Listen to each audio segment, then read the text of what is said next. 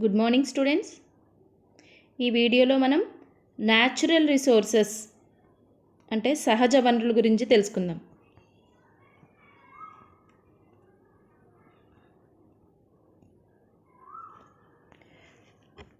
Natural resources అంటే ఏంటి అంటే మన ప్రమేయం ఏమీ లేకుండా, అంటే మానవ ప్రమేయం లేకుండా ప్రకృతిలో ఏర్పడిన వనరుల్ని న్యాచురల్ రిసోర్సెస్ అంటాం. అంటే without the action of mankind ఏ రిసోర్సెస్ అయితే without any action of mankind exist అవుతాయో వాటిని న్యాచురల్ రిసోర్సెస్ అంటాం. అంటే మన చుట్టూ ఉన్న న్యాచురల్ రిసోర్సెస్ మనం ఏమి చెప్పచ్చు అంటే సన్ కానీ, ఫారెస్ట్ కానీ, rocks, minerals, animals, air, oil, water, soil, ఇవన్నీ న్యాచురల్ రిసోర్సెస్ మన ప్రమేయం లేకుండా ప్రకృతిలో సహజంగా ఏర్పడినవి. ఇవన్నీ మనకు దేనికి ఉపయోగపడతాయి అంటే దీన్ని యూజ్ చేసుకుని మన లైఫ్ లీడ్ చేసుకోవడానికి, అంటే సుఖమైన ఆనందప్రదమైన జీవనంను సాగించుటకై మనం ప్రకృతి సమకూర్చే పదార్థాలని ప్రకృతి వనరులు అంటాం. వీటిని ఏం చేస్తాం, మనం ప్రత్యక్షంగా కానీ పరోక్షంగా కానీ ఉపయోగిస్తాం. ఓకే, న్యాచురల్ రిసోర్సెస్ అంటే ఏంటి? Without the action of man kind, మనిషి ప్రమేయం లేకుండా సహజంగా ప్రకృతిలో ఏర్పడిన వనరుల్ని న్యాచురల్ రిసోర్సెస్ అంటాం. నెక్స్ట్, ఈ న్యాచురల్ రిసోర్సెస్ని 2 టైప్స్ అంటాం. అవి ఏంటి అంటే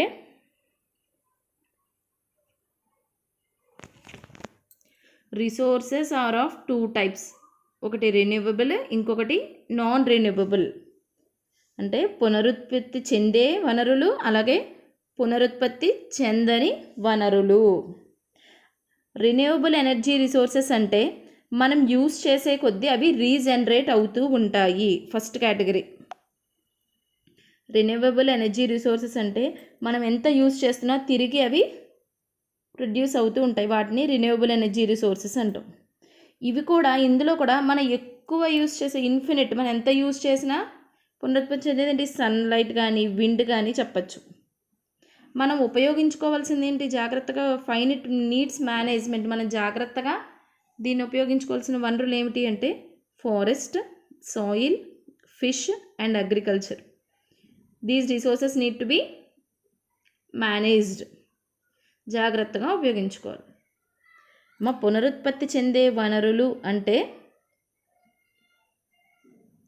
మనం ప్రకృతి నుంచి గ్రహించి వినియోగించినప్పుడు తిరిగి ఏర్పరచబడతాయి ఈ వనరులు. అంటే ఏంటి? ఇవి నిరంతరం ఏర్పడుతూనే ఉంటాయి కాబట్టి తరిగిపోవన్నమాట. ఉదాహరణ గాలి కానీ, నీరు కానీ, సౌరశక్తి కానీ చెప్పుకోవచ్చు. మరి నెక్స్ట్ కేటగిరీ అంటే నాన్ రెన్యూవబుల్ ఎనర్జీ రిసోర్సెస్, అంటే పునరుత్పత్తి చెందని వనరులు. నాన్ రెన్యూవబుల్ న్యాచురల్ రిసోర్సెస్ అంటే పునరుత్పత్తి చెందని వనరులు లేదా సృష్టిరహిత వనరులు అని కూడా అంటారు. అంటే ఏంటంటే ఇప్పుడు ఒక రిసోర్స్ అనేది ఏదో ఒక వనరులు అనేవి తిరిగి ఏర్పడతాయా, తిరిగి పునరుద్ధరించబడతాయా పడవా అని ఎలా చెప్తాము అంటే 100 సంవత్సరాల్లోగా అది ఉత్పన్నం అయితే దాన్ని రెన్యూవబుల్ అంటాం. 100 సంవత్సరాలు దాటినా కూడా అవి ఉత్పన్నం కాకపోతే నాన్ రెన్యూవబుల్ అంటామమ్మ. ఇప్పుడు చూడండి, ఫర్ ఎగ్జాంపుల్ ఫాజిల్ ఫ్యూయల్స్ అంటే కోల్ కానీ, న్యాచురల్ గ్యాస్ కానీ, ఆయిల్ కానీ చెప్తాం. అలాగే మినరల్స్, ఐరన్ కానీ, బాక్సైట్ కానీ, డైమండ్స్ కానీ, గోల్డ్ కానీ, యురేనియం కానీ. అంటే మనం ఏం చెప్తాం, భూమి పరంలో లభించే ఈ ఖనిజాలన్నీ కూడా ఏర్పడడానికి కొన్ని మిలియన్ల సంవత్సరాలు పడుతుందన్నమాట. ఒకవేళ వీటిని వినియోగించినప్పుడు మొత్తం వినియోగింపబడ్డాయి అనుకోండి, ఈ లోటును భర్తీ చేయడానికి త్వరగా సాధ్యం అవ్వదు మనకి. వాటిని ఏమంటాం? సృష్టిరహిత వనరులు అంటాం లేదా పునరుత్పత్తి చెందని వనరులు అంటాం. వీటికి ఏం రాస్తాం? కోల్ కానీ, అల్యూమినియం కానీ, కాల్షియం కానీ, వివిధ మెటల్ ఐటమ్స్ అన్నీ చెప్తాం మనం. ఓకే, అర్థమవుతుంది కదా. న్యాచురల్ రిసోర్సెస్ అనేవి 2 టైప్స్, అంటే వాటి అవైలబిలిటీని బట్టి, అంటే ఉత్పత్తి విధానం ఆధారంగా 2 రకాలుగా క్లాసిఫై చేస్తాం. ఒకటి రిన్యూవబుల్ న్యాచురల్ రిసోర్సెస్, పునరుత్పత్తి చెందే వనరులు. రెండవది నాన్ రిన్యూవబుల్ న్యాచురల్ రిసోర్సెస్, పునరుత్పత్తి చెందని వనరులు, ఇంకో పేరు సృష్టిరహిత వనరులు అంటాం. ఈ రెన్యూవబుల్ రిసోర్సెస్ మనం ఎంత ఉపయోగించుకుంటున్నా తిరిగి రీజనరేట్ అవుతాయి. ఎగ్జాంపుల్ సన్లైట్ కానీ, విండ్ ఎనర్జీ, టైడల్ ఎనర్జీ, ఫారెస్ట్ కానీ, సాయిల్ కానీ, ఫిష్ కానీ, అగ్రికల్చర్ చెప్పుకుంటాం. నాన్ రిన్యూవబుల్ ఎనర్జీ రిసోర్సెస్ అంటే ఇవి ఒక్కసారి వినియోగింపబడ్డాయి అంటే తిరిగి సృష్టించడం చాలా చాలా కష్టం. అంటే 100 ఏళ్ళు దాటి మనం కొన్ని మిలియన్ సంవత్సరాలకు కానీ ఇవి ఏర్పడవన్నమాట. కాబట్టి వీటిని నాన్ రెన్యూవబుల్ ఎనర్జీ రిసోర్సెస్గా చెప్తాం. నెక్స్ట్ ఇక్కడ డెఫినేషన్స్ ఇచ్చాం చూడండి. Renewable resources are those that can be replenished or reproduced easily. ఈ రిసోర్సెస్ని మనం యూజ్ చేసినా తిరిగి ఈజీగా ఉత్పన్నం అవుతాయి. Example sunlight, air, wind etcetera which are continuously available. దాన్ని మనం ఎంత హ్యూమన్ కన్సంప్షన్ మనం ఎంత యూజ్ చేసినా కూడా దాని క్వాంటిటీ అనేది ఏమీ తగ్గదు, సన్లైట్కి కానీ, ఎయిర్కి కానీ, విండ్కి కానీ. ఓకే,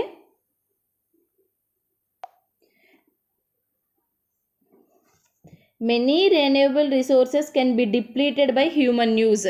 అంటే మనం ఏం చేస్తున్నాము, హ్యూమన్ యూజ్ వల్ల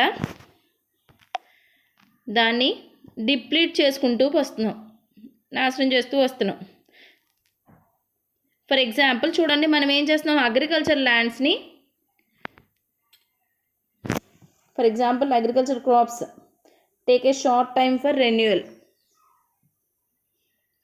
అంటే ఫర్ ఎగ్జాంపుల్ మనం దాని రీజన్ తక్కువ టైం అవసరం అవుతుంది. అదే మనం వాటర్ లాంటివి తీసుకుని అనుకోండి, దానికి ఎక్కువసేపు అవుతుంది మనం వినియోగించుకున్న తర్వాత అది రీజనరేట్ అవ్వడానికి. అలాగే మనం ఫారెస్ట్ని డీఫారెస్టేషన్ చేస్తుంటే మళ్ళీ దాన్ని సృష్టించడం కూడా చాలా కష్టమైన పని. అంటే మనం ఏం చేస్తున్నాం, సహజంగా ఏర్పడే వనరులని నాశనం చేస్తున్నాం అని చెప్తున్నాం.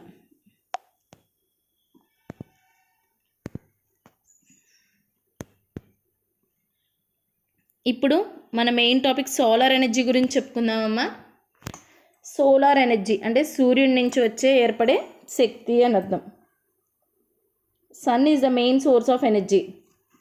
డిఫరెంట్ ఫార్మ్స్ ఆఫ్ ఎనర్జీకి ముఖ్యమైన ఆధారం ఏంటి, సోలార్ ఎనర్జీ, సన్ నుంచి వచ్చే ఎనర్జీయే. అది ఎలా చెప్తాము అంటే చూడండి, total amount of solar energy reaching earth surface is tremendous. అంటే సూర్యుడి నుంచి వచ్చే ఆ రేడియేషన్ అనేది ఎర్త్ సర్ఫేస్కి రీచ్ అయ్యే ఆ సోలార్ ఎనర్జీ అనేది చాలా ఎక్కువ, ట్రెమెండస్ అంటే లార్జ్ అమౌంట్లో ఉంటుంది. దాన్ని మనం ఎలా సూచిస్తామంటే, ఒక 15 రోజుల సోలార్ ఎనర్జీ కనుక మనం ట్రాప్ చేస్తే, 15 రోజుల సోలార్ ఎనర్జీని మనం ట్రాప్ చేస్తే అది దేనికి సమానం అవుతుంది అంటే, energy stored in all reserves of coal, oil, natural gas on earth. మన భూమి మీద ఉన్న కోల్ కానీ, ఆయిల్ కానీ, న్యాచురల్ గ్యాస్ కానీ, ఈ వనరులన్నింటిలో ఎంతైతే, ఈ ఫాజిల్ ఫ్యూయల్స్ అన్నింటిలో ఎంతైతే ఎనర్జీ ఉందో దానికి సమానమైన శక్తి కలిగి ఉంటుంది. ఒక్క 15 రోజులు మన సోలార్ ఎనర్జీ అనేది మన ఎర్త్ సర్ఫేస్ మీద ఉన్న న్యాచురల్ గ్యాసెస్లో స్టోర్ అయిన ఎనర్జీకి సమానం. ఓకే, ఇప్పుడు ఈ సోలార్ ఎనర్జీని ఎలా యూజ్ చేస్తామో చెప్పుకుందాం. సోలార్ ఎనర్జీని డైరెక్ట్గా 2 విధాలుగా ఉపయోగిస్తాం. ఒకటి యాక్టివ్ సోలార్ సిస్టమ్, ఇంకొకటి passive solar system. Active solar system అంటే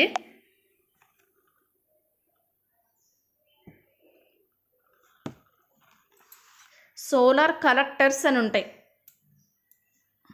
సోలార్ కలెక్టర్స్ అంటే హీట్ ఎనర్జీ, అదే సోలార్ హీట్ని కలెక్ట్ చేసే పార్ట్ అని అర్థం.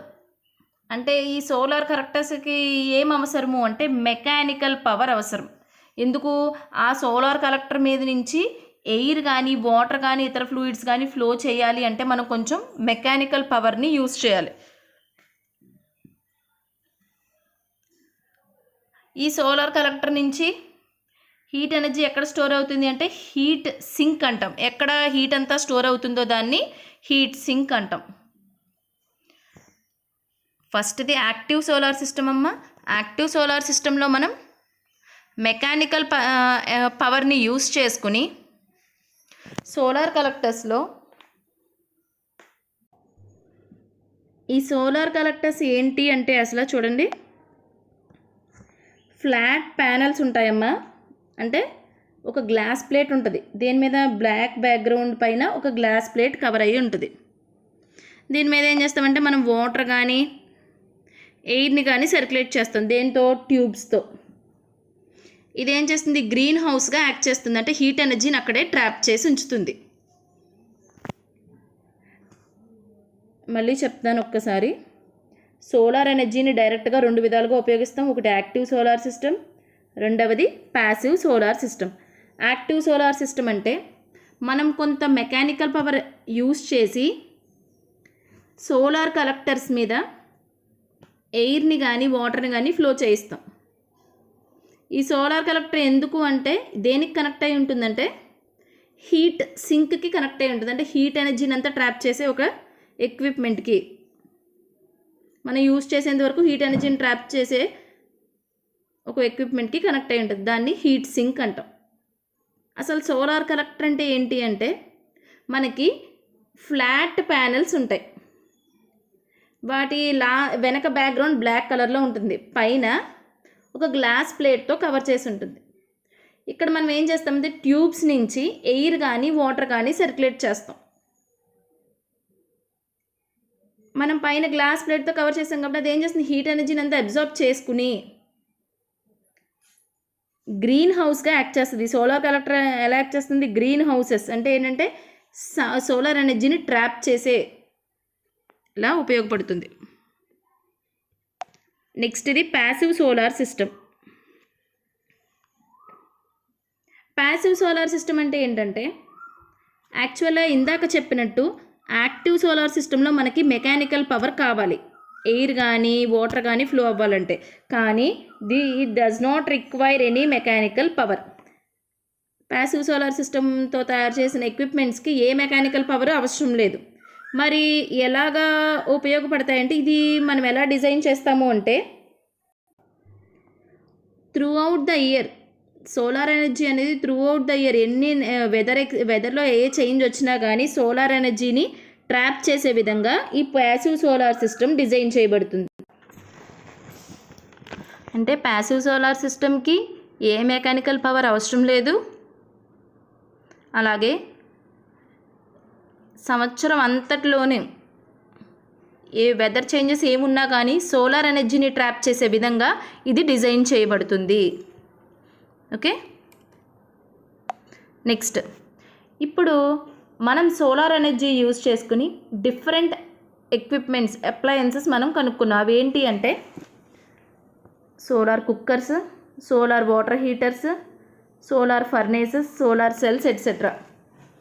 ఎందుకు సోలార్ ఎనర్జీని యూజ్ చేసుకుని మనం ఎలా యూజ్ చేసుకుని ఏమేమి అంటే మనం ఎలక్ట్రిసిటీ జనరేట్ చేయొచ్చు. సోలార్ వాటర్ హీటర్స్ అంటే వాటర్ని హీట్ చేయడానికి ఉపయోగపడతాయి. సోలార్ ఫర్నేసెస్ అంటే మనకి ఎక్కువ టెంపరేచర్ రావడానికి ఉపయోగపడుతుంది సోలార్ ఎనర్జీ. అవి ఏంటో ఇప్పుడు తెలుసుకుందాం. ఫస్ట్ది సోలార్ హీటర్. సోలార్ హీటర్ అంటే సన్ ఎనర్జీ అంటే సోలార్ ఎనర్జీని యూజ్ చేసుకుని మనం నీటిని వేడి చేయొచ్చు. ఎలాగా అంటే ముందు సన్ నుంచి వచ్చే రేడియేషన్ ఒక ఫ్లాట్ ప్లేన్స్ మీద పడేలా చేస్తాం. సన్ నుంచి వచ్చే రేడియేషన్ ప్లేన్స్ మీద పడే విధంగా ప్లేన్స్ని సెట్ చేసుకుంటాం. ఇక్కడ పడిన సన్ రైస్ ఏమవుతాయి, రిఫ్లెక్ట్ అవుతాయి. అంటే సన్ రైస్ రిఫ్లెక్ట్ అయ్యే విధంగా మనం ఇక్కడ ఒక ప్లేన్ ఏర్పాటు చేసుకుంటామమ్మా. ఈ ప్లేన్ మీద పడ్డ సన్ రైస్ అనేవి రిఫ్లెక్ట్ అవుతాయి. దేని మీద రిఫ్లెక్ట్ అయ్యేలా పెడతాము అంటే వాటర్ సప్లై చేసే పైప్స్, ఆ పైప్కి ఏం చేస్తాం, బ్లాక్ పెయింట్ వేస్తాం. ఎప్పుడైతే బ్లాక్ కలర్ ఏం చేస్తుంది, ఎక్కువ సన్ రేస్ని అబ్జార్బ్ చేసుకుంటుంది ఈజీగా. మనం పైప్కి ఎప్పుడైతే దీన్ని రిఫ్లెక్ట్ చేసామో, ఈ పైప్ ఏమో బ్లాక్ పెయింట్తో కోట్ చేయబడింది, అందులో ఉన్న వాటర్ అనేది ఈజీగా హీట్ అవుతుంది. ఈ హీట్ అయిన వాటర్ని ఇన్సులేటెడ్ ట్యాంక్లో కలెక్ట్ చేస్తాం. ఇప్పుడు మనకి ఎక్కడైతే అవసరం ఉందో దానికి ఇక్కడ ఇన్సులేటెడ్ ట్యాంక్ నుంచి సప్లై చేస్తాం స్టోర్ చేసి. మళ్ళీ చెప్తున్నాను అమ్మాయిలు, మనం కాంకేవ్ ప్లేన్స్ తీసుకుంటాము. సోలార్ ఎనర్జీ రిఫ్లెక్ట్ అయ్యే విధంగా, పైప్స్ మీద రిఫ్లెక్ట్ అయ్యే విధంగా ఈ ప్లేన్ని ఏర్పాటు చేస్తాం. పైప్స్లో వాటర్ ఫ్లో అవుతూ ఉంటుంది. ఈ పైప్స్కి బ్లాక్ పెయింట్ వేసి కోట్ చేస్తాం, అంటే ఎక్కువ సోలార్ ఎనర్జీని ట్రాప్ చేయడానికి. అప్పుడు అందులో నుంచి వస్తున్న, ఇప్పుడు అక్కడ పైప్స్లో ఫ్లో అవుతున్న వాటర్ అనేది హీట్ అవుతుంది. ఈ హీటెడ్ వాటర్ని మనం ఇన్సులేటెడ్ ట్యాంక్లో కలెక్ట్ చేస్తాము. ఎక్కడికైతే ఈ హాట్ వాటర్ అవసరమో దాన్ని పైప్స్ ద్వారా తిరిగి సప్లై చేసుకుంటాం. ఇది సోలార్ హీటర్ గురించి. నెక్స్ట్, సోలార్ పవర్ ప్లాంట్ అంటే ఏంటంటే, సోలార్ ఎనర్జీ నుంచి ఎలక్ట్రిసిటీ జనరేట్ చేస్తే దాన్ని సోలార్ పవర్ ప్లాంట్ అంటాం. చూడండి, ఇక్కడ కూడా సన్ ఎనర్జీ అనేది ప్లేన్స్ మీద పడే విధంగా చేస్తాం.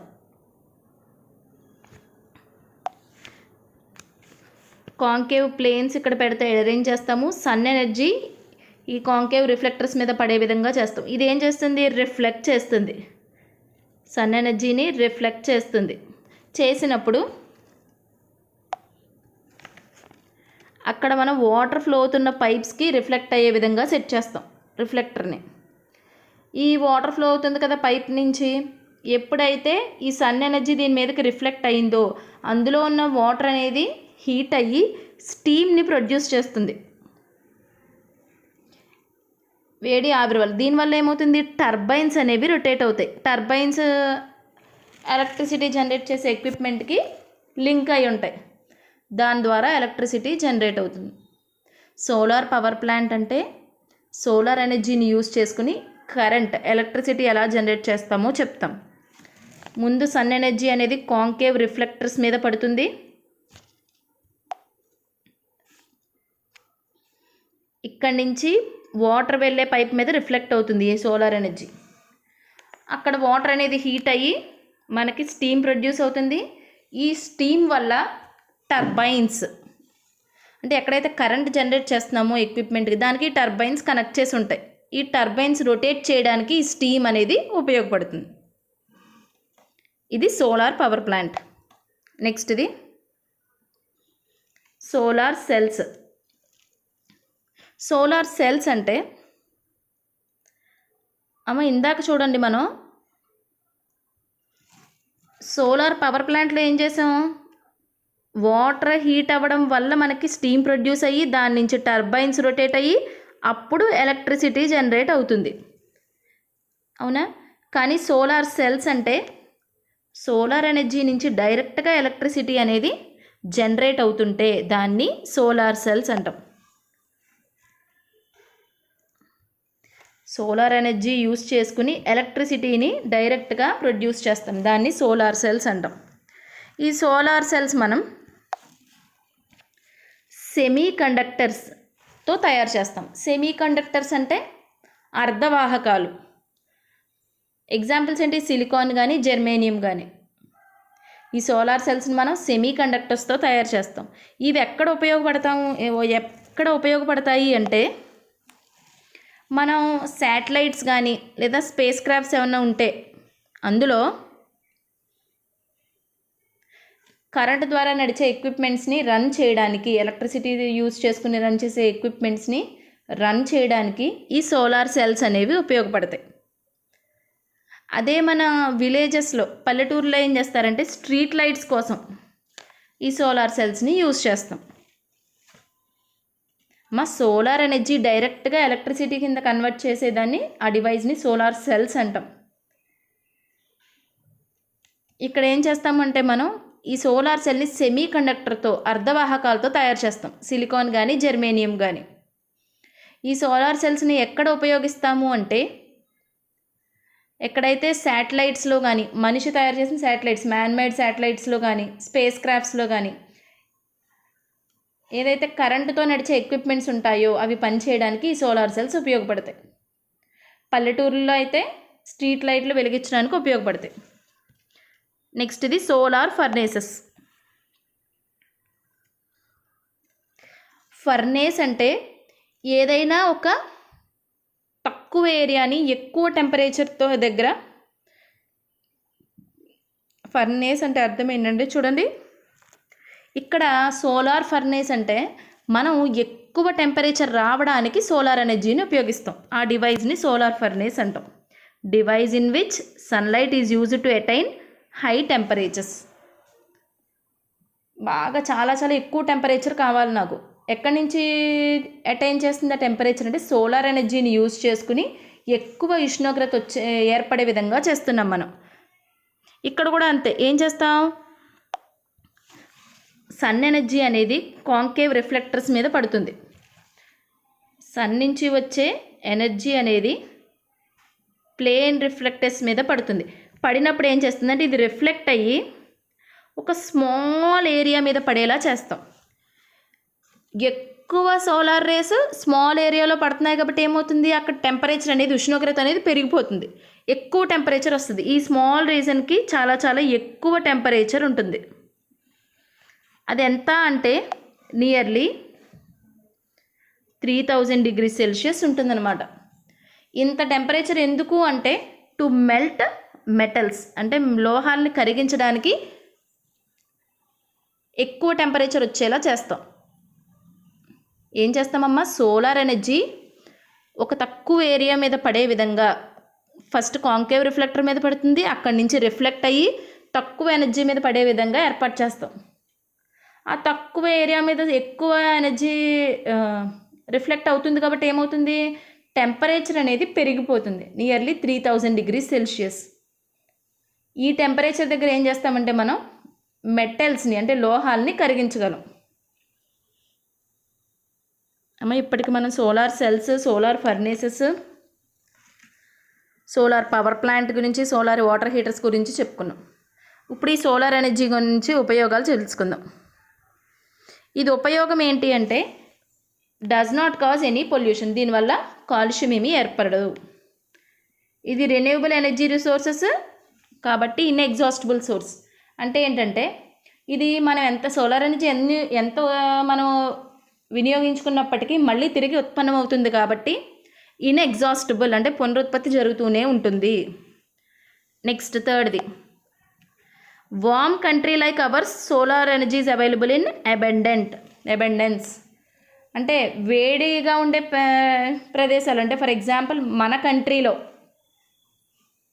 సన్ ఎనర్జీ అనేది ఎక్కువగానే ఉంటుంది, లార్జ్ అమౌంట్లోనే ఉంటుంది సోలార్ రేడియేషన్ అనేది. Okay, this is about renewable energy resources, solar energy. Thank you.